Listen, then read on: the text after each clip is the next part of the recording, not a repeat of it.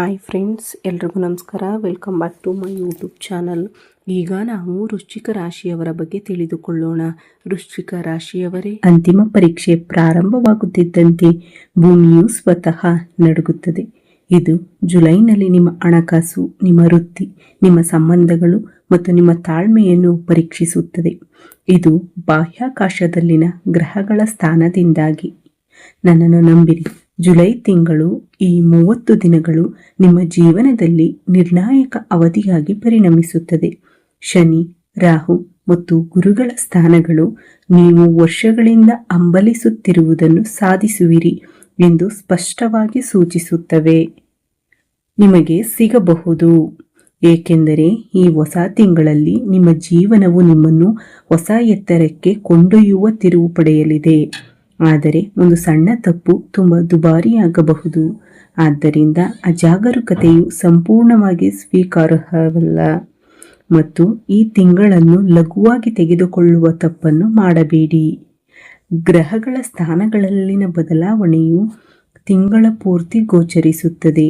ಇದು ನಿಮ್ಮ ಮೇಲೆ ಶುಭ ಮತ್ತು ಅಶುಭ ಪರಿಣಾಮಗಳನ್ನು ಬೀರುತ್ತದೆ. ಎಲ್ಲ ನಂತರ ಯಾವ ಗ್ರಹಗಳು ನಿಮ್ಮ ಪರವಾಗಿವೆ ಮತ್ತು ಯಾವುದು ನಿಮಗೆ ವಿರುದ್ಧವಾಗಿದೆ. ನಿಮ್ಮ ಹಣೆಬರಹದಲ್ಲಿ 3 ದೊಡ್ಡ ಒಳ್ಳೆಯ ಸುದ್ದಿಗಳನ್ನು ಬರೆಯಲಾಗಿದೆ. ಜುಲೈ ತಿಂಗಳಲ್ಲಿ, ಅಂದರೆ ಕಳೆದ ಹಲವಾರು ತಿಂಗಳುಗಳಿಂದ ನಿಮಗೆ ನೋವುಂಟು ಮಾಡುತ್ತಿರುವ ಅದೇ ತಪ್ಪುಗಳನ್ನು ತಕ್ಷಣವೇ ನಿಲ್ಲಿಸಬೇಕಾಗುತ್ತದೆ. ಕಳೆದ 6 ತಿಂಗಳುಗಳು ದೊಡ್ಡ ಹೋರಾಟವಾಗಿರುವುದರಿಂದ ನೀವು ಯಾವ ಮುನ್ನೆಚ್ಚರಿಕೆಗಳನ್ನು ತೆಗೆದುಕೊಳ್ಳಬೇಕು. ನೀವು ಯಾವುದೇ ಕೆಲಸವನ್ನು ಕೈಗೊಂಡರೂ ಆರಂಭದಲ್ಲಿ ಅದು ಕೆಲಸ ಮಾಡುತ್ತದೆ ಮತ್ತು ಹಣ ಬರುತ್ತದೆ ಎಂದು ನೀವು ಕನಸು ಕಾಣುತ್ತೀರಿ. ಆದರೆ ಕೊನೆಯಲ್ಲಿ ಯಾರೋ ಒಬ್ಬರು ಕೆಟ್ಟ ಕಣ್ಣು ಹಾಕುತ್ತಾರೆ. 90% ಕೆಲಸ ಮುಗಿದ ನಂತರವೂ ಕೆಲಸ ಹಾಳಾಗುತ್ತದೆ. ಇದ್ದಕ್ಕಿದ್ದಂತೆ ಕುಟುಂಬದ ಸದಸ್ಯರು ಅನಾರೋಗ್ಯಕ್ಕೆ ಒಳಗಾಗುತ್ತಾರೆ ಮತ್ತು ಆಸ್ಪತ್ರೆಯ ವೆಚ್ಚಗಳಿಗೆ ಹಣ ಖರ್ಚು ಮಾಡಲಾಗುತ್ತದೆ. ಹಣವು ನಿಮ್ಮ ಕೈಗೆ ಬರುತ್ತಿದೆ, ಆದರೆ ಅದು ಉಳಿಯುತ್ತಿಲ್ಲ. ನೀವು ನಂಬುವ ಜನರು ಸ್ವಾರ್ಥಿಗಳು. ನಾವು ಅವರ ವಿರುದ್ಧ ಹೋರಾಡಬೇಕು. ಆದರೆ ಕಳೆದ 6 ತಿಂಗಳುಗಳನ್ನು ಮರೆತು ಬಿಡೋಣ. ಈಗ ಇಂದಿನದನ್ನು ನೆನಪಿಸಿಕೊಳ್ಳುವ ಅಗತ್ಯವಿಲ್ಲ. ಜುಲೈ ಅನ್ನು ಉತ್ತಮ ತಿಂಗಳುಗಳನ್ನಾಗಿ ಮಾಡಲು ನಾವು ತಯಾರಿ ಮಾಡಬೇಕಾಗಿದೆ ಮತ್ತು ಅದಕ್ಕಾಗಿ ನೀವು ಮನಸ್ಸಿನಲ್ಲಿಟ್ಟುಕೊಳ್ಳಬೇಕಾದ ಪ್ರತಿಯೊಂದು ವಿವರವನ್ನು ಈ ವಿಡಿಯೋದಲ್ಲಿ ಕಾಣಬಹುದು. ನೀವು ಈ ವಿಡಿಯೋವನ್ನು ಕೊನೆಯವರೆಗೂ ನೋಡಿದರೆ ಈ ತಿಂಗಳ ಬಗ್ಗೆ ನೀವು ಚಿಂತಿಸಬೇಕಾಗಿಲ್ಲ. ಆದರೆ ನೀವು ಅದನ್ನು ನಿರ್ಲಕ್ಷಿಸಿದರೆ ಅಥವಾ ಅಪೂರ್ಣವಾಗಿ ಓದಿಬಿಟ್ಟರೆ, ತಿಂಗಳ ಕೊನೆಯಲ್ಲಿ ನೀವು ಗ್ರಹಗಳ ಚಲನೆಯಲ್ಲಿ ಸಿಕ್ಕಿಹಾಕಿಕೊಳ್ಳುತ್ತೀರಿ. ಸರಿಯಾದ ಸಮಯದಲ್ಲಿ ಅದನ್ನು ನೋಡದಿದ್ದಕ್ಕಾಗಿ ನೀವು ವಿಷಾದಿಸುತ್ತೀರಿ. ಆದ್ದರಿಂದ ವಿಡಿಯೋವನ್ನು ಎಚ್ಚರಿಕೆಯಿಂದ ಅರ್ಥ ಮಾಡಿಕೊಳ್ಳಿ ಮತ್ತು ಗಮನವಿಟ್ಟು ಆಲಿಸಿ. ನಿಮ್ಮ ಜಾತಕವನ್ನು ನಿಖರವಾಗಿ ಮತ್ತು ಆಳವಾಗಿ ವಿಶ್ಲೇಷಿಸಲು ಬಯಸಿದರೆ ನೀವು ಈ ವಿಡಿಯೋವನ್ನು ನೋಡಿ. ನಿಮ್ಮ ರಾಶಿಚಕ್ರ ಚಿಹ್ನೆಯ ಬಗ್ಗೆ ಹೆಚ್ಚು ಮುಖ್ಯವಾದ ವಿಡಿಯೋಗಳು ಈ ಚಾನಲ್ನಲ್ಲಿ ಬರುವುದರಿಂದ ಚಾನಲ್ಗೆ ಚಂದಾದಾರರಾಗಲು ಮರೆಯಬೇಡಿ. ಆದ್ದರಿಂದ ಮಿಥುನ ರಾಶಿಯವರೇ, ಈ ಸಂಪೂರ್ಣ ವಿಡಿಯೋ ನಿಮಗಾಗಿ. ಜುಲೈ ತಿಂಗಳಲ್ಲಿ ಬದಲಾಗುತ್ತಿರುವ ಗ್ರಹ ಸ್ಥಾನಗಳು. ಮೊದಲನೆಯದಾಗಿ, ಶುಕ್ರನು ಜುಲೈ 5ರಂದು ಸಿಂಹ ರಾಶಿಗೆ ಚಲಿಸಲಿದ್ದಾನೆ. ಶುಕ್ರನು ಈಗ ಇಲ್ಲಿದ್ದಾನೆ ಎಂದು ನೀವು ನೋಡುತ್ತೀರಿ, ಆದರೆ 5ರಂದು ಅದು 3ನೇ ಮನೆಗೆ ಚಲಿಸುತ್ತದೆ. ಅಲ್ಲಿ ಕೇತು ಈಗಾಗಲೇ ಇದ್ದಾನೆ. ಈಗ ಶುಕ್ರ ಮತ್ತು ಕೇತು ಡಿಕ್ಕಿ ಹೊಡೆದಾಗ ಅಥವಾ ಸಂಧಿಸಿದಾಗ ಅದು ಯಾವ ಪರಿಣಾಮವನ್ನು ಬೀರುತ್ತದೆ ಎಂಬುದನ್ನು ನಾವು ನಂತರ ತಿಳಿಯೋಣ. ಮುಂದಿನ ಗ್ರಹ ಬದಲಾವಣೆ ಎಂದರೆ ಜುಲೈ 7ರಂದು ಬುಧನು ಹಿಮ್ಮುಖವಾಗಲಿದ್ದಾನೆ. ಇದನ್ನು ಬಹಳ ಎಚ್ಚರಿಕೆಯಿಂದ ಅರ್ಥ ಮಾಡಿಕೊಳ್ಳಿ. ಬುಧ ಎಲ್ಲಿದ್ದಾನೆ? ಬುಧನು ಇಲ್ಲೇ ಇದ್ದಾನೆ. ಬುಧ ಹಿಮ್ಮುಖವಾದ ತಕ್ಷಣ ನಿಮ್ಮ ರಾಶಿ ಚಕ್ರದ ಅಧಿಪತಿ ಕೂಡ ಹಿಮ್ಮುಖವಾಗುತ್ತಾನೆ. ಮಿಥುನ ರಾಶಿಯ ಅಧಿಪತಿ ಯಾರು? ಬುಧ ಗ್ರಹವು 7ನೇ ತಾರೀಕಿನಂದು ತನ್ನ ಪಥವನ್ನು ಬದಲಾಯಿಸಲಿದೆ ಮತ್ತು ಅದು ಫಲಿತಾಂಶಗಳನ್ನು ಸ್ವಲ್ಪ ಮಟ್ಟಿಗೆ ಹಾಳು ಮಾಡಬಹುದು. ಬುಧ ಗ್ರಹವು ಇಲ್ಲಿಂದ ಹಿಮ್ಮೆಟ್ಟುತ್ತದೆ ಮತ್ತು ಲಗ್ನಕ್ಕೆ ಮರಳುತ್ತದೆ. ಜುಲೈ 16ರಂದು ಸಮಯ ಬಂದಾಗ ಇಲ್ಲಿಯವರೆಗೆ ನಿಮ್ಮ ಲಗ್ನದಲ್ಲಿ ಕುಳಿತಿದ್ದ ಸೂರ್ಯ ನೇರವಾಗಿ ನಿಮ್ಮ 2ನೇ ಮನೆಗೆ ಅಂದರೆ ಸಂಪತ್ತಿನ ಮನೆಗೆ ಹೋಗುತ್ತಾನೆ ಎಂದು ನೀವು ನೋಡುತ್ತೀರಿ. ನಮ್ಮ ಮಾತನ್ನು ಬಹಳ ಎಚ್ಚರಿಕೆಯಿಂದ ಆಲಿಸಿ. ಸಂಪತ್ತಿನ ಮನೆಗೆ ಸೂರ್ಯನ ಪ್ರವೇಶವು ಉತ್ತಮ ಶುಭ ಸುದ್ದಿಯನ್ನು ತರುತ್ತದೆ ಮತ್ತು ಅದೇ ಸಮಯದಲ್ಲಿ ಜುಲೈ 27ರಂದು ಶನಿಯು ಹಿಮ್ಮೆಟ್ಟಲಿದ್ದಾನೆ. ಹಾಗಾದರೆ ತಿಂಗಳ ಕೊನೆಯಲ್ಲಿ ಅದು ಯಾವ ನಕಾರಾತ್ಮಕ ಪರಿಣಾಮ ಬೀರಬಹುದು ನೋಡೋಣ. ಮೊದಲನೆಯದಾಗಿ ತಿಂಗಳ ಆರಂಭ ಹೇಗೆ ನಡೆಯುತ್ತದೆ ಇದನ್ನು ಎಚ್ಚರಿಕೆಯಿಂದ ಪರಿಗಣಿಸಿ. ನಿಮ್ಮ ವೃತ್ತಿ ಮತ್ತು ಕರ್ಮದ ಮನೆಯಲ್ಲಿ ಶನಿಯ ಸ್ಥಾನವು ಅದ್ಭುತವಾದ ರಾಜಯೋಗವನ್ನು ಸೃಷ್ಟಿಸುತ್ತದೆ. ಶನಿಯು ತಿಂಗಳು ಪೂರ್ತಿ ಇಲ್ಲೇ ಇರುತ್ತಾನೆ ಮತ್ತು ಜುಲೈ 27ರಂದು ಹಿಮ್ಮುಖವಾಗುತ್ತಾನೆ. ಆದ್ದರಿಂದ ದೀರ್ಘಕಾಲದವರೆಗೆ ಉದ್ಯೋಗವನ್ನು ಹುಡುಕುತ್ತಿರುವವರು, ಸಂದರ್ಶನಗಳಲ್ಲಿ ಉತ್ತೀರ್ಣರಾಗಲು ಸಾಧ್ಯವಾಗದವರು, ತಮ್ಮ ಅಪೇಕ್ಷಿತ ಸ್ಥಳಕ್ಕೆ ವರ್ಗಾವಣೆಯನ್ನು ಬಯಸುವವರು, ಶನಿಯು ಆರಂಭಿಕ ಅವಧಿಯಲ್ಲಿ ಎಲ್ಲರಿಗೂ ಸಹಾಯಕನಾಗಿರುತ್ತಾನೆ. ಇದಲ್ಲದೆ ನಿಮ್ಮ ಜೀವನವನ್ನು ಆರಂಭದಿಂದಲೂ ಬಹಳ ತಾಳ್ಮೆಯಿಂದ ಕಳೆದಿರುವುದರಿಂದ ನೀವು ಈಗ ನಿಮ್ಮ ಕಾಯುವಿಕೆಯ ಪ್ರತಿಫಲವನ್ನು ಪಡೆಯುತ್ತೀರಿ. ಏನನ್ನಾದರೂ ಸಾಧಿಸಲು ನೀವು ತುಂಬ ತಾಳ್ಮೆಯಿಂದಿರಬೇಕು. ನೀವು ತುಂಬ ಕಷ್ಟಪಟ್ಟು ಕೆಲಸ ಮಾಡಬೇಕು. ಆಗ ಮಾತ್ರ ನೀವು ಏನನ್ನಾದರೂ ಸಾಧಿಸಲು ಸಾಧ್ಯವಾಗುತ್ತದೆ. ಆದರೆ ಈಗ ಜುಲೈ ತಿಂಗಳಲ್ಲಿ ನಿಮ್ಮ ಕೆಲಸದಲ್ಲಿ ಉತ್ತಮ ಫಲಿತಾಂಶಗಳನ್ನು ನೋಡಬಹುದು. ನೀವು ಬಯಸಿದ ಕೆಲಸವನ್ನು ಪಡೆಯಬಹುದು. ನೀವು ಬಯಸಿದ ವರ್ಗಾವಣೆಯನ್ನು ಸಹ ಪಡೆಯಬಹುದು. ಆದರೆ ಜುಲೈ 27ರಂದು ಶನಿಯು ಹಿಮ್ಮೆಟ್ಟಿದಾಗ ಅದು ಕೆಲವು ನಕಾರಾತ್ಮಕ ಪರಿಣಾಮಗಳನ್ನು ತೋರಿಸುತ್ತದೆ. ಅದರ ಬಗ್ಗೆ ನಾನು ನಿಮಗೆ ತಿಳಿಸಿಕೊಡುತ್ತೇನೆ. ಇದರ ನಂತರ ಒಳ್ಳೆಯ ಸುದ್ದಿಗಳನ್ನು ನೋಡೋಣ. ಜುಲೈ 5 ಬಂದ ತಕ್ಷಣ ಶನಿಯು ನಿಮಗೆ ಆರಂಭದಿಂದಲೇ ಸಂತೋಷವನ್ನು ತರುತ್ತಾನೆ. ಅವನು ನಿಮ್ಮನ್ನು ಉತ್ಸಾಹಭರಿತರನ್ನಾಗಿ ಮಾಡುತ್ತಿದ್ದಾನೆ. ಅದು ವೃತ್ತಿ ಜೀವನದ ಮನೆಯಲ್ಲಿರುವುದರಿಂದ ಅದು ನಿಮ್ಮ ವೃತ್ತಿ ಜೀವನದಲ್ಲಿ ಸಮೃದ್ಧಿಯನ್ನು ತರುತ್ತದೆ. ನೀವು ಏಣಿಯನ್ನು ನಿರ್ಮಿಸುತ್ತಿದ್ದೀರಿ. ಆದರೆ ಜುಲೈ 5ರಂದು ಗ್ರಹಗಳ ಸ್ಥಾನಗಳು ಬದಲಾದಾಗ, ಶುಕ್ರನು ನಿಮ್ಮ 3ನೇ ಮನೆಗೆ ಬಂದಾಗ, ಅಲ್ಲಿ ಕೇತು ಈಗಾಗಲೇ ಇರುವಾಗ ನಿಮ್ಮ ಸೃಜನಶೀಲತೆ ಹೆಚ್ಚಾಗುತ್ತದೆ. ನಿಮ್ಮ ಆತ್ಮವಿಶ್ವಾಸ ಹೆಚ್ಚಾಗುತ್ತದೆ. ನೀವು ಇಷ್ಟು ದಿನ ಏಕೆ ಸುಮ್ಮನಿದ್ದೀರಿ? ಇಷ್ಟು ವರ್ಷಗಳು ಕಳೆದಿವೆ. ನನಗೆ ಬೇಕಾದದ್ದನ್ನು, ನನಗೆ ಅರ್ಹವಾದದ್ದನ್ನು ನಾನು ಏಕೆ ಪಡೆಯಲಿಲ್ಲ? ಶುಕ್ರನು ನಿಮಗೆ ಆ ಉತ್ಸಾಹ, ಆ ಧೈರ್ಯ ಮತ್ತು ಏನನ್ನಾದರೂ ಸಾಧಿಸುವ ಧೈರ್ಯವನ್ನು ಒದಗಿಸುತ್ತಾನೆ. ಶುಕ್ರನು ಪ್ರೀತಿಯ ಸಂಕೇತವಾಗಿರುವುದರಿಂದ ಇಲ್ಲಿಯವರೆಗೆ ನಿಮ್ಮ ಪ್ರೀತಿಯನ್ನು ನೀಡಿದವರಿಂದ ಅದು ನಿಮಗೆ ಗೌರವ ಮತ್ತು ಸಂತೃಪ್ತಿಯನ್ನು ತರುತ್ತದೆ. ಅವನು ನಿನ್ನನ್ನು ಅರ್ಥ ಮಾಡಿಕೊಳ್ಳಲೇ ಇಲ್ಲ, ಆದರೆ ನೀನು ಯಾವಾಗಲೂ ಅವನನ್ನು ನಿನ್ನವನೆಂದು ಭಾವಿಸಿದ್ದೀಯ. ಈಗ ಅವನು ನಿನ್ನ ಮುಂದೆ ತಲೆ ಬಾಗಿಸಲಿದ್ದಾನೆ. ಜುಲೈ 16ರಂದು ಸೂರ್ಯ ಕರ್ಕ ರಾಶಿಯನ್ನು ತಲುಪಿದಾಗ 3ನೇ ಶುಭ ಸುದ್ದಿ ಬರುತ್ತದೆ. ಅದನ್ನು ಬಹಳ ಎಚ್ಚರಿಕೆಯಿಂದ ಅರ್ಥ ಮಾಡಿಕೊಳ್ಳಿ. ಸೂರ್ಯ ನಿಮ್ಮ ಲಗ್ನದಲ್ಲಿದ್ದಾನೆ, ಆದರೆ ಜುಲೈ 16ರಂದು ಅದು ನಿಮ್ಮ ಸಂಪತ್ತಿನ ಮನೆಯನ್ನು ತಲುಪುತ್ತದೆ. ಆದ್ದರಿಂದ ಅದು ಯಾವ ಶುಭ ಸುದ್ದಿಯನ್ನು ತರುತ್ತದೆ ಎಂದು ತಿಳಿಯುವ ಮೊದಲು ಈ ವಿಡಿಯೋಗೆ ಲೈಕ್ ಮಾಡಿ. ಏಕೆಂದರೆ ನೀವು ವಿಡಿಯೋವನ್ನು ಇಷ್ಟಪಟ್ಟಾಗ ನಮ್ಮ ಎಲ್ಲ ಕಠಿಣ ಪರಿಶ್ರಮ ಮತ್ತು ಸಂಶೋಧನೆ ನಮಗೆ ಯಶಸ್ವಿಯಾಗುತ್ತದೆ ಮತ್ತು ನಿಮ್ಮ ಒಂದು ಲೈಕ್ ನಮಗೆ ಬಹಳಷ್ಟು ಪ್ರೇರಣೆ ನೀಡುತ್ತದೆ, ನಮಗೆ ಬಹಳಷ್ಟು ಸ್ಫೂರ್ತಿ ಸಿಗುತ್ತದೆ. ನೀವು ಇಷ್ಟಪಡಲೇಬೇಕು ಪ್ಲೀಸ್. ಇದನ್ನು ಸಂಪೂರ್ಣವಾಗಿ ಉಚಿತ. ಇಂದು ಕಾಮೆಂಟ್ ಬಾಕ್ಸ್ನಲ್ಲಿ ನಿಜವಾದ ಹೃದಯದಿಂದ ಹರ ಹರ ಮಹಾದೇವ ಎಂದು ಬರೆಯಿರಿ. ಮಹಾದೇವರು ಎಲ್ಲ ದುಃಖ ಮತ್ತು ನೋವುಗಳನ್ನು ದೂರ ಮಾಡುತ್ತಾರೆ. ಸೂರ್ಯನ ಪ್ರಭಾವದಿಂದಾಗಿ 3ನೇ ಶುಭ ಸುದ್ದಿ ತಿಳಿಯೋಣ. ಇದನ್ನು ಬಹಳ ಎಚ್ಚರಿಕೆಯಿಂದ ಕೇಳಿ, ಅರ್ಥ ಮಾಡಿಕೊಳ್ಳಿ. ಜುಲೈ 16ರಂದು ಸೂರ್ಯ ಇಲ್ಲಿಗೆ ತಲುಪಿದಾಗ ಶುಕ್ರ ಈಗಾಗಲೇ ಜುಲೈ 5ರಂದು ಮುಂದೆ ಸಾಗಿರುತ್ತಿದ್ದ. ಬುಧ ಹಿಮ್ಮೆಟ್ಟುತ್ತಾ ಜುಲೈ 7ರಂದು ಇಲ್ಲಿಗೆ ತಲುಪಿರುತ್ತಿದ್ದ. ಈಗ ಸಂಪತ್ತಿನ ಮನೆಯಲ್ಲಿ ಗುರು ಮಾತ್ರ ಉಳಿದಿರುವಾಗ ಸೂರ್ಯನು ಪ್ರವೇಶಿಸಲಿದ್ದಾನೆ. ಈಗ ಅದೃಷ್ಟದ ಅಂಶವಾಗಿರುವ ಗುರುವು ಸೂರ್ಯನನ್ನು ಭೇಟಿಯಾದಾಗ ಅದು ಕೂಡ ಸಂಪತ್ತಿನ ಮನೆಯಲ್ಲಿ. ಆಗ ಜುಲೈ 16ರಿಂದ ಸಂತೋಷದ ಬಾಗಿಲುಗಳು ತೆರೆಯುತ್ತವೆ. ನಿಮ್ಮ ಹಣ ಎಲ್ಲೋ ಸಿಲುಕಿಕೊಂಡಿರಬಹುದು. ಅದು ಬೇರೆ ಯಾರೋ ನಿಮಗೆ ಸಾಲವನ್ನು ಕೊಡಬೇಕಾಗಿರಬಹುದು.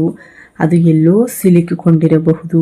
ಸಾಲ ಪಡೆದಿದ್ದರೂ ಸಹ ಆ ಹಣ ಬರುವ ಸಾಧ್ಯತೆಗಳು ಸಂಪತ್ತಿನ ಮನೆಯ ಮೂಲಕ ಈಡೇರುತ್ತವೆ. ನೀವು ಕುಟುಂಬ ವ್ಯವಹಾರಗಳನ್ನು ನಡೆಸುತ್ತಿದ್ದರೆ ಅದು ಕೂಡ ಈ ಸಮಯದಲ್ಲಿ ಉತ್ತಮ ಬೆಳವಣಿಗೆಯನ್ನು ಕಾಣಬಹುದು. ನೀವು ಯಾವಾಗಲೂ ಆತಂಕಕ್ಕೊಳಗಾಗುತ್ತೀರಿ. ನಿಮ್ಮ ಬಳಿ ಸಾಕಷ್ಟು ಉಳಿತಾಯವಿಲ್ಲ ಎಂದು ಭಯಪಡುತ್ತೀರಿ. ನಿಮ್ಮ ಕೈಯಲ್ಲಿ ಹಣವಿಲ್ಲದಿದ್ದರೆ ಮತ್ತು ನಿಮಗೆ ಅದು ಅಗತ್ಯವಿದ್ದರೆ ಅಥವಾ ತುರ್ತು ಪರಿಸ್ಥಿತಿ ಎದುರಾದರೆ ನೀವು ಯಾರನ್ನು ಸಂಪರ್ಕಿಸುತ್ತೀರಿ? ಅದರಿಂದ ನನ್ನನ್ನು ನಂಬಿರಿ. ಜುಲೈ 16ರ ನಂತರ ಸೂರ್ಯ ಮತ್ತು ಗುರುಗಳು ಸೇರಿ ನಿಮ್ಮ ಉಳಿತಾಯಕ್ಕೆ ಉತ್ತಮ ಉತ್ತೇಜನ ನೀಡುತ್ತಾರೆ. ನಿಮ್ಮ ಉಳಿತಾಯವು ಹೊಸ ಎತ್ತರವನ್ನು ತಲುಪುತ್ತದೆ. ಅದನ್ನು ಗುರುವು ತರಲಿದ್ದಾರೆ. ಜುಲೈ 16ರ ನಂತರ ಬ್ಯಾಂಕ್ ಬ್ಯಾಲೆನ್ಸ್ ಉತ್ತಮವಾಗಿದ್ದರೆ ನೀವು ಸಹ ನೆಮ್ಮದಿಯ ನಿಟ್ಟುಸಿರು ಬಿಡಲು ಸಾಧ್ಯವಾಗುತ್ತದೆ. ನಿಮ್ಮ ಮನಸ್ಸನ್ನು ಬೆಚ್ಚಿ ಬೀಳಿಸುವ 4ನೇ ಮತ್ತು ಅಂತಿಮ ಶುಭ ಸುದ್ದಿಯನ್ನು ನಾವು ನಿಮಗೆ ಹೇಳಲಿದ್ದೇವೆ. ಗ್ರಹಗಳ ಅಧಿಪತಿ ಯಾರು ನಿಮಗೆ ತಿಳಿದಿದೆಯೇ? ಕೆಳಗಿನ ಕಾಮೆಂಟ್ ಬಾಕ್ಸ್ನಲ್ಲಿ ನಮಗೆ ತಿಳಿಸಿ. ಗ್ರಹಗಳ ಅಧಿಪತಿ ಮಂಗಳ ಮತ್ತು ಮಂಗಳವು ಪ್ರಸ್ತುತ ನಿಮ್ಮ ಖರ್ಚಿನ ಮನೆಯಲ್ಲಿ 12ನೇ ಮನೆಯಲ್ಲಿ ಕುಳಿತು ವಿಪರೀತ ರಾಜಯೋಗವನ್ನು ಸೃಷ್ಟಿಸುತ್ತಿದ್ದಾರೆ. ನೀವು ಅದರ ಶುಭ ಮತ್ತು ಅಶುಭ ಪರಿಣಾಮಗಳನ್ನು ನೋಡುತ್ತೀರಿ. ಮೊದಲನೆಯದಾಗಿ ಮಂಗಳನು ನಿಮ್ಮ ಗುಪ್ತ ಶತ್ರುಗಳನ್ನು ಹೊರತರುತ್ತಾನೆ ಮತ್ತು ಅವರ ಪಿತೂರಿಗಳನ್ನು ವಿಫಲಗೊಳಿಸುತ್ತಾನೆ. ನೀವು ಒಂದು ವಿಷಯವನ್ನು ಗಮನಿಸಿರಬೇಕು. ನೀವು ಮುಂದೆ ಸಾಗುವಾಗಲೆಲ್ಲ, ನಿಮ್ಮ ಮನೆಯಲ್ಲಿ ಸ್ವಲ್ಪ ಸಂತೋಷ ಇದ್ದಾಗಲೆಲ್ಲ ನಿಮ್ಮ ಸುತ್ತಮುತ್ತಲಿನ ಜನರು ನಿಮ್ಮ ಬಗ್ಗೆ ಕೋಪಗೊಂಡು ಅಸೂಯೆ ಪಡುತ್ತಾರೆ. ಆದರೆ ನೀವು ಇದನ್ನು ನೆನಪಿನಲ್ಲಿಟ್ಟುಕೊಳ್ಳಬೇಕು. ಅಲ್ಲಿ ಮಂಗಳನು ನಿಮ್ಮನ್ನು ಸಂಪೂರ್ಣವಾಗಿ ಬೆಂಬಲಿಸುತ್ತಾನೆ. ತಮ್ಮ ವಿರೋಧಿಗಳು ನಾಶವಾಗಲಿದ್ದಾರೆ. ನೀವು ಆಮದು ರಫ್ತು ವ್ಯವಹಾರದಲ್ಲಿ ಕೆಲಸ ಮಾಡುತ್ತಿದ್ದರೆ, ನೀವು ಬಹುರಾಷ್ಟ್ರೀಯ ಕಂಪನಿಯಲ್ಲಿ ಕೆಲಸ ಮಾಡುತ್ತಿದ್ದರೆ ಅಲ್ಲಿಯೂ ಮಂಗಳನು ನಿಮ್ಮನ್ನು ಸಂಪೂರ್ಣವಾಗಿ ಬೆಂಬಲಿಸುತ್ತಾನೆ. ಆದರೆ ಮಂಗಳ ಬೆಂಕಿಯ ಅಂಶವಾಗಿದೆ. ಮಂಗಳ ಬಿಸಿಯಾಗಿರುತ್ತದೆ ಎಂದು ತಿಳಿದು ಬಂದಿದೆ. ಕೆಲವು ಜನರು ತುಂಬ ಉತ್ಸಾಹಭರಿತರು ಮತ್ತು ಮುಂಗೋಪಿಗಳು ಎಂಬುದನ್ನು ನೀವು ನೋಡಿರಬೇಕು. ಹಾಗಾದರೆ ಜನರು ಏನು ಹೇಳುತ್ತಾರೆ? ಇದರಲ್ಲಿ ಮಂಗಳ ಗ್ರಹವು ಭಾರವಾಗಿರುತ್ತದೆ. ಹಾಗಾದರೆ ಅದರ ಅಶುಭ ಪರಿಣಾಮ ಏನಾಗಿರಬಹುದು? ಜುಲೈ 2026ರಲ್ಲಿ ನೀವು ಯಾವ ಮುನ್ನೆಚ್ಚರಿಕೆಗಳನ್ನು ತೆಗೆದುಕೊಳ್ಳಬೇಕು? ಇದರ ಬಗ್ಗೆ ಸಂಪೂರ್ಣ ವಿವರಗಳು ನಂತರ ಲಭ್ಯವಿರುತ್ತವೆ. ಇಲ್ಲಿಯವರೆಗೆ ನಾನು ಎಲ್ಲ ಸಂತೋಷದ ಸುದ್ದಿಗಳನ್ನು ಹೇಳಿದ್ದೇನೆ. ಅದನ್ನು ಕೇಳಿ ನೀವು ಆನಂದಿಸುತ್ತಿರಬೇಕು. ಆದರೆ ಸಮಯಕ್ಕೆ ಬರಲಿರುವ ಅಪಾಯವನ್ನು ತಪ್ಪಿಸಲು ಮುನ್ನೆಚ್ಚರಿಕೆಗಳು ಮತ್ತು ನಕಾರಾತ್ಮಕ ಪರಿಣಾಮಗಳ ಬಗ್ಗೆ ತಿಳಿದಿರುವುದು ಸಹ ಮುಖ್ಯವಾಗಿದೆ. ಹಾಗಾದರೆ ನಾವು ಯಾವ ವಿಷಯಗಳನ್ನು ಮನಸ್ಸಿನಲ್ಲಿಟ್ಟುಕೊಳ್ಳಬೇಕು? ಮಿಥುನ ರಾಶಿಯವರೇ, ಈಗ ಗಂಭೀರವಾಗಿ ಆಲಿಸಿ, ಏಕೆಂದರೆ ವಿಡಿಯೋದ ಒಂದು ಪ್ರಮುಖ ಭಾಗವು ಇಲ್ಲಿಂದ ಪ್ರಾರಂಭವಾಗಲಿದೆ. ನೀವು ಇನ್ನೂ ನನ್ನ ಚಾನಲ್ಗೆ ಚಂದಾದಾರರಾಗಿಲ್ಲದಿದ್ದರೆ ಚಂದಾದಾರರಾಗಿ, ಏಕೆಂದರೆ ನಿಮ್ಮ ರಾಶಿಚಕ್ರ ಚಿಹ್ನೆಗೆ ಸಂಬಂಧಿಸಿದ ಹೆಚ್ಚಿನ ಪ್ರಮುಖ ವಿಡಿಯೋಗಳು ನಂತರ ಬರಲಿವೆ. 12ನೇ ಮನೆಯಲ್ಲಿ ಮಂಗಳ ಗ್ರಹವು ಬೆಂಕಿಯ ಅಂಶವಾಗಿರುವುದರಿಂದ ನಿಮ್ಮಲ್ಲಿ ಆಕ್ರಮಣಶೀಲತೆಯನ್ನು ಹೊರತರಬಹುದು. ನಾವು ಎಷ್ಟು ಶ್ರೇಷ್ಠರು ಎಂಬುದನ್ನು ತೋರಿಸುತ್ತೇವೆ ಎಂದು ಹೇಳುವ ಮೂಲಕ ಇತರ ವ್ಯಕ್ತಿಯನ್ನು ಮೆಚ್ಚಿಸುವ ಅನ್ವೇಷಣೆಯಲ್ಲಿ, ದುಃಖದ ಅನ್ವೇಷಣೆಯಲ್ಲಿ ನಾವು ಯಾರಿಗೂ ಕಡಿಮೆ ಇಲ್ಲ. ಮಂಗಳನು ಅಂತಹ ಭಾವನೆಗಳನ್ನು ತರಬಹುದು ಮತ್ತು ಲೆಕ್ಕವಿಲ್ಲದಷ್ಟು ಅನಿರೀಕ್ಷಿತ ವೆಚ್ಚಗಳನ್ನು ಉಂಟು ಮಾಡಬಹುದು. ಆದ್ದರಿಂದ ನಿಮ್ಮ ಉಳಿತಾಯವನ್ನು ಹೆಚ್ಚಿಸಬೇಕಾಗಿದ್ದ ಸೂರ್ಯ ಮಂಗಳನು ಎಲ್ಲವನ್ನೂ ಹಾಳು ಮಾಡುತ್ತದೆ. ಆದ್ದರಿಂದ ನಿಮ್ಮ ಹಣವನ್ನು ಎಚ್ಚರಿಕೆಯಿಂದ ಖರ್ಚು ಮಾಡಿ. ಮಂಗಳ ಗ್ರಹವು ಖರ್ಚಿನ ಮನೆಯಾದ ಅಗ್ನಿ ಅಂಶದಲ್ಲಿ ಕುಳಿತಿರುವುದರಿಂದ ಅದು ನಿಯಂತ್ರಣದಲ್ಲಿದೆ ಎಂದು ನೀವು ಜಾಗರೂಕರಾಗಿರಬೇಕು.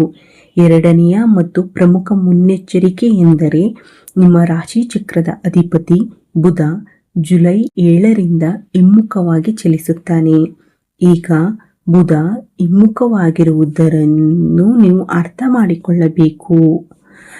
ಲಗ್ನದ ಅಧಿಪತಿಯಾಗಿರುವುದರಿಂದ ಅದು ಹಿಮ್ಮುಖವಾಗಿ ಚಲಿಸುವುದು ಸಾಮಾನ್ಯ ಘಟನೆಯಲ್ಲ. ಇದನ್ನು ಮಾಡಬೇಕೇ ಅಥವಾ ಬೇಡವೇ, ಅದು ನನಗೆ ಸರಿಯಾಗುತ್ತದೆಯೇ ಅಥವಾ ಇಲ್ಲವೇ ಎಂಬುದರ ಕುರಿತು ಎಲ್ಲದರಲ್ಲೂ ಗೊಂದಲಗಳು ಸೃಷ್ಟಿಯಾಗಲಿವೆ. ಆ ವ್ಯಕ್ತಿ ಒಳ್ಳೆಯವನೋ ಅಥವಾ ಕೆಟ್ಟವನೋ, ನಾನು ಅವನಿಗೆ ಹಣ ನೀಡುವ ಮೂಲಕ ತಪ್ಪು ಮಾಡಿದ್ದೇನೋ ಇಲ್ಲವೋ, ಏಕೆಂದರೆ ಬುಧನು ಬುದ್ಧಿಶಕ್ತಿಯೊಂದಿಗೆ ಸಂಬಂಧವನ್ನು ಹೊಂದಿದ್ದಾನೆ. ಬುದ್ಧಿಶಕ್ತಿಗೆ, ಬುದ್ಧಿಮತೆಗೆ ಸಂಬಂಧಿಸಿದವರು ನಮ್ಮನ್ನು ಮಾನಸಿಕವಾಗಿ ಗೊಂದಲಗೊಳಿಸುವುದು ಸಹಜ. ಅವರು ನಮ್ಮ ಬುದ್ಧಿಶಕ್ತಿಯನ್ನು ಗೊಂದಲದಲ್ಲಿ ಸಿಲುಕಿಸುತ್ತಾರೆ. ಜುಲೈ ತಿಂಗಳಿನಲ್ಲಿ ಜುಲೈ 7ರ ನಂತರ ರಾಶಿಚಕ್ರದ ಅಧಿಪತಿ ಬುಧನು ಹಿಮ್ಮೆಟ್ಟಿದಾಗ ಗೊಂದಲಗಳು ಸೃಷ್ಟಿಯಾಗುತ್ತವೆ. ಅತಿಯಾಗಿ ಯೋಚಿಸುವುದು ಕೂಡ ಸೃಷ್ಟಿಯಾಗುತ್ತದೆ. ನೀವು ಉಚ್ಚರಿಸುವ ಪದಗಳನ್ನು ತಪ್ಪಾಗಿ ಅರ್ಥೈಸಿಕೊಳ್ಳಬಹುದು. ನಿಮ್ಮ ಕ್ಲೈಂಟ್ಗಳು ಮತ್ತು ನಿಮ್ಮ ಇಡೀ ಕುಟುಂಬದೊಂದಿಗಿನ ನಿಮ್ಮ ಸಂಬಂಧಗಳು ಸಹ ಹಾಳಾಗಬಹುದು. ತಪ್ಪು ಪದಗಳನ್ನು ಬಳಸುವುದರಿಂದ ಬಹಳ ಜಾಗರೂಕರಾಗಿರಿ. ಈ ವಿಡಿಯೋದ ಕೊನೆಯಲ್ಲಿ ನಿಮಗೆ ಪರಿಹಾರಗಳನ್ನು ತಿಳಿಸಿಕೊಡುತ್ತೇನೆ. ನೀವು ಈ ಪರಿಹಾರಗಳನ್ನು ಅನುಸರಿಸಿದರೆ ನಿಮಗೆ ಖಂಡಿತವಾಗಿಯೂ ಪ್ರಯೋಜನವಾಗುತ್ತದೆ. ಇದರ ಜೊತೆಗೆ ಮೂರನೇ ಮುನ್ನೆಚ್ಚರಿಕೆ ಎಂದರೆ ಅದೃಷ್ಟದ ಮನೆಯಲ್ಲಿ ರಾಹು ಇರುವುದು. ರಾಹುವಿನ ಕೆಲಸವೆಂದರೆ ಕನಸಿನ ಲೋಕವನ್ನು ತೋರಿಸುವುದು ಮತ್ತು ನಂತರ ಅದನ್ನು ಛಿದ್ರಗೊಳಿಸುವುದು ಮತ್ತು ವ್ಯಕ್ತಿಗೆ ಹಾನಿ ಮಾಡುವುದು. ಇದನ್ನು ಬಹಳ ಎಚ್ಚರಿಕೆಯಿಂದ ಕೇಳಿ. ಶಾರ್ಟ್ಕಟ್ಗಳ ಮೂಲಕ ಹಣ ಗಳಿಸಬಹುದು ಎಂದು ರಾಹು ನಿಮ್ಮನ್ನು ದಾರಿ ತಪ್ಪಿಸುತ್ತಾನೆ. ಷೇರು ಮಾರುಕಟ್ಟೆಯ ಮೂಲಕ ರಾತ್ರೋರಾತ್ರಿ ಶ್ರೀಮಂತರಾಗಲು, ಜೂಜಾಟ ಮತ್ತು ಬೆಟ್ಟಿಂಗ್ ಆ್ಯಪ್ಗಳ ಮೂಲಕ ತಕ್ಷಣವೇ ಶ್ರೀಮಂತರಾಗಲು ನಿಮ್ಮಲ್ಲಿ ಉತ್ಪತ್ತಿಯಾಗುತ್ತಿರುವ ಈ ಭಾವನೆಗಳು ಅದೃಷ್ಟದ ಮನೆಯಲ್ಲಿ ಕುಳಿತಿರುವುದರಿಂದ ಈ ಭಾವನೆಗಳನ್ನು ಸೃಷ್ಟಿಸುತ್ತಿರುವುದು ರಾಹು. ಆದರೆ ನೀವು ಶಾರ್ಟ್ಕಟ್ಗಳ ಮೂಲಕ ಹಣ ಗಳಿಸುವ ಬಗ್ಗೆ ಯೋಚಿಸಿದರೆ ನಿಮಗೆ ನಷ್ಟವಾಗುವ ಸಾಧ್ಯತೆ ಇದೆ. ಇದನ್ನು ಬರೆದಿಟ್ಟುಕೊಳ್ಳಿ. ನಿಮ್ಮ ತಂದೆ ಅಥವಾ ಗುರುವಿನಂತಹ ಯಾರೊಂದಿಗೂ ವಾದಕ್ಕೆ ಇಳಿಯಬೇಡಿ. ಇದು ಒಳ್ಳೆಯ ಅವಕಾಶವೂ ಹೌದು. ಈ ವಿಡಿಯೋದ ಕೊನೆಯಲ್ಲಿ ರಾಹುವಿಗೆ ಪರಿಹಾರವನ್ನು ಸಹ ನಾನು ವಿವರಿಸುತ್ತೇನೆ. ದಯವಿಟ್ಟು ಎಚ್ಚರಿಕೆಯಿಂದ ಆಲಿಸಿ ಮತ್ತು ಕೊನೆಯವರೆಗೂ ಕೇಳಿ, ಏಕೆಂದರೆ ಜುಲೈ 27ರಂದು ಶನಿ ಗ್ರಹವು ಹಿಮ್ಮುಖವಾಗುತ್ತಾನೆ. ಶನಿಯ ಹಿಮ್ಮುಖ ಚಲನೆ ಸಾಮಾನ್ಯ ಘಟನೆಯಾಗಿರುವುದಿಲ್ಲ. ಆದ್ದರಿಂದ ಜುಲೈ 27ರ ನಂತರ ನಿಮ್ಮ ಕೆಲಸದ ಒತ್ತಡ ಇದ್ದಕ್ಕಿದ್ದಂತೆ ಹೆಚ್ಚಾಗಬಹುದು. ನೀವು ಏನೇ ಮಾಡಿದರೂ, ಅದು ವ್ಯವಹಾರವಾಗಿರಲಿ ಅಥವಾ ಉದ್ಯೋಗವಾಗಿರಲಿ, ಆ ಕೆಲಸದ ಮಾನಸಿಕ ಒತ್ತಡವನ್ನು ನೀವು ಇದ್ದಕ್ಕಿದ್ದಂತೆ ಅನುಭವಿಸುವಿರಿ. ಅದು ನಿಮ್ಮನ್ನು ಆವರಿಸಿಕೊಳ್ಳುತ್ತದೆ. ನಿಮಗೆ ಅನುಭವವಿದ್ದರೆ ನೀವು ಅದನ್ನು ನಿಭಾಯಿಸಬಹುದು. ಆದರೆ ನೀವು ಹಾಗೆ ಮಾಡದಿದ್ದರೆ ಪರಿಸ್ಥಿತಿ ಇದ್ದಕ್ಕಿದ್ದಂತೆ ಹಠಾತ್ತನೆ ಹದಗೆಡಬಹುದು. ನೀವು ಭಯಭೀತರಾಗಿ ದುಡುಕಿನ ನಿರ್ಧಾರಗಳನ್ನು ತೆಗೆದುಕೊಳ್ಳಬಹುದು. ಆದ್ದರಿಂದ ನಿಮ್ಮನ್ನು ನಿಯಂತ್ರಿಸಿಕೊಳ್ಳಿ. ಅದೇ ಸಮಯದಲ್ಲಿ ನಡೆಯುತ್ತಿರುವ ಯಾವುದೇ ಯೋಜನೆಗಳನ್ನು ಸ್ಥಗಿತಗೊಳಿಸಬಹುದು. ಅವುಗಳು ಇದ್ದಕ್ಕಿದ್ದಂತೆ ಸ್ಥಗಿತಗೊಳ್ಳುತ್ತವೆ. ನೀವು ತಾಳ್ಮೆಯಿಂದಿರಬೇಕು. ಕೆಲವೊಮ್ಮೆ ನಾವು ಯಾರಿಗಾದರೂ ಆತುರದಲ್ಲಿ ಭರವಸೆಗಳನ್ನು ನೀಡುತ್ತೇವೆ. ಅದು ಈಡೇರದಿದ್ದರೆ ವ್ಯಕ್ತಿಯ ಮೌಲ್ಯ ಕುಸಿಯುತ್ತದೆ. ಆದ್ದರಿಂದ ಆತುರದಲ್ಲಿ ಯಾವುದೇ ಭರವಸೆಗಳನ್ನು ನೀಡಬೇಡಿ. ನೀವು ತುಂಬ ತಾಳ್ಮೆಯಿಂದಿರಿ. ನಿಮ್ಮ ಯಶಸ್ಸಿನಲ್ಲಿ ಕೀಲಿಕೈ ಇದೆ. ಕಚೇರಿಯಲ್ಲಿ ಯಾವುದೇ ರಾಜಕೀಯ ನಡೆಯುತ್ತಿದ್ದರೆ, ಯಾರನ್ನಾದರೂ ಕೆಡುವಲು ಯಾವುದೋ ಸಂಚು ರೂಪಿಸುತ್ತಿದ್ದರೆ ನೀವು ಅದರಿಂದ ದೂರವಿರಬೇಕು. ನಿಮ್ಮ ಸುತ್ತಮುತ್ತಲಿನ ಜನರ ಬಗ್ಗೆಯೂ ನೀವು ತುಂಬ ಜಾಗರೂಕರಾಗಿರಬೇಕು. ಅವರು ಬೇರೆಯವರ ಬಗ್ಗೆ ಕೆಟ್ಟದ್ದಾಗಿ ಮಾತನಾಡುತ್ತಿದ್ದರೆ, ಬೇರೆಯವರ ವಿರುದ್ಧ ಸಂಚು ರೂಪಿಸುತ್ತಿದ್ದರೆ ಮತ್ತು ನೀವು ಮೇಲಕ್ಕೆ ಏರಿದರೆ ಅವರು ನಿಮ್ಮ ವಿರುದ್ಧವೂ ಸಂಚು ರೂಪಿಸಲು ಹಿಂಜರಿಯುವುದಿಲ್ಲ. ಅಂತಹ ಜನರಿಂದ ಸ್ವಲ್ಪ ದೂರವಿರಿ. ನಿಮ್ಮ ಆಲೋಚನೆಗಳನ್ನು ಅವರೊಂದಿಗೆ ಹೇಳಿಕೊಳ್ಳಬೇಡಿ. ನಿಮ್ಮ ಆಲೋಚನೆಗಳನ್ನು ಹಂಚಿಕೊಳ್ಳಬೇಡಿ. ಇಲ್ಲದಿದ್ದರೆ ನೀವು ನಿಮ್ಮ ಜೀವನದುದ್ದಕ್ಕೂ ವಿಷಾದಿಸುತ್ತೀರಿ. ಮಿಥುನ ರಾಶಿಯವರೇ, ನಾನು ನಿಮಗೆ 2 ಪರಿಹಾರಗಳನ್ನು ಹೇಳುತ್ತೇನೆ. ಅದರಲ್ಲಿ ಒಂದು, ರಾಶಿ ಚಕ್ರದ ಅಧಿಪತಿಯು ಹಿಮ್ಮುಖವಾದಾಗ ಬುಧ ಗ್ರಹಕ್ಕೆ ಪರಿಹಾರವನ್ನು ಹೇಳುತ್ತೇನೆ. ರಾಹುವಿಗೆ ಪರಿಹಾರವನ್ನು ನಾನು ನಿಮಗೆ ಹೇಳುತ್ತೇನೆ. ಅದನ್ನು ಬಹಳ ಎಚ್ಚರಿಕೆಯಿಂದ ಅರ್ಥ ಮಾಡಿಕೊಳ್ಳಿ. ಮೊದಲ ಪರಿಹಾರವೆಂದರೆ, ರಾಶಿ ಚಕ್ರದ ಅಧಿಪತಿ ಈಗ ಹಿಮ್ಮುಖವಾಗಿದ್ದಾನೆ. ಹಾಗಾದರೆ ನೀವು ಏನು ಮಾಡಬೇಕು? ಪ್ರತಿ ಬುಧವಾರ ಗೋಶಾಲೆಗೆ ಹೋಗಿ ಹಸುವಿಗೆ ಅಥವಾ ಕರುವಿಗೆ ಹಸಿರು ಮೇವು ನೀಡಿ. ಹಸಿರು ಬಣ್ಣದ ಬುಧಕ್ಕೆ ಸಂಬಂಧಿಸಿದೆ. ಹಸಿರು ಬಣ್ಣವು ಬುಧನಿಗೆ ಸಂಬಂಧಿಸಿರುವುದರಿಂದ ನೀವು ಹಸಿವಿಗೆ ಸೇವೆ ಸಲ್ಲಿಸಿದಾಗ ಈ ಪರಿಹಾರವು ಇನ್ನಷ್ಟು ಪರಿಣಾಮಕಾರಿಯಾಗುತ್ತದೆ. ಬುಧ ಇಲ್ಲಿ ಬಲವನ್ನು ಪಡೆಯುತ್ತಾನೆ ಮತ್ತು ನಿಮ್ಮ ಜೀವನದಲ್ಲಿ ಸೃಷ್ಟಿಯಾಗಲಿರುವ ಗೊಂದಲ, ಹಾಳಾಗಲಿರುವ ಕೆಲಸವು ಹಾಳಾಗದಂತೆ ರಕ್ಷಿಸಲ್ಪಡುತ್ತದೆ. ಅದೃಷ್ಟದ ಮನೆಯಲ್ಲಿ ರಾಹು ಕೂಡ ಸ್ಥಾನ ಪಡೆದಿದ್ದಾನೆ. ಆದ್ದರಿಂದ ಆತುರದ ನಿರ್ಧಾರಗಳನ್ನು ತೆಗೆದುಕೊಳ್ಳದಂತೆ ಎಚ್ಚರ ವಹಿಸಿ. ಕನಸಿನ ಲೋಕದಲ್ಲಿ ಸಿಲುಕಿಕೊಳ್ಳುವುದನ್ನು ತಪ್ಪಿಸಿ ಮತ್ತು ಖಂಡಿತವಾಗಿಯೂ ಪಕ್ಷಿಗಳಿಗೆ ಆಹಾರ ನೀಡಿ. ಕಪ್ಪು ನಾಯಿಗೆ ಆಹಾರ ನೀಡಿ. ಇದು ರಾಹುವನ್ನು ಮೆಚ್ಚಿಸುತ್ತದೆ. ಶನಿದೇವನು ನಿಮ್ಮಿಂದ ಸಂತೋಷ ಪಡುತ್ತಾನೆ. ಶನಿದೇವನ ಆಶೀರ್ವಾದ ಆರಂಭದಲ್ಲಿ ಅತ್ಯುತ್ತಮವಾಗಿರುತ್ತದೆ, ಆದರೆ ನಂತರ ಅವನು ಹಿಮ್ಮುಖವಾಗುತ್ತಾನೆ.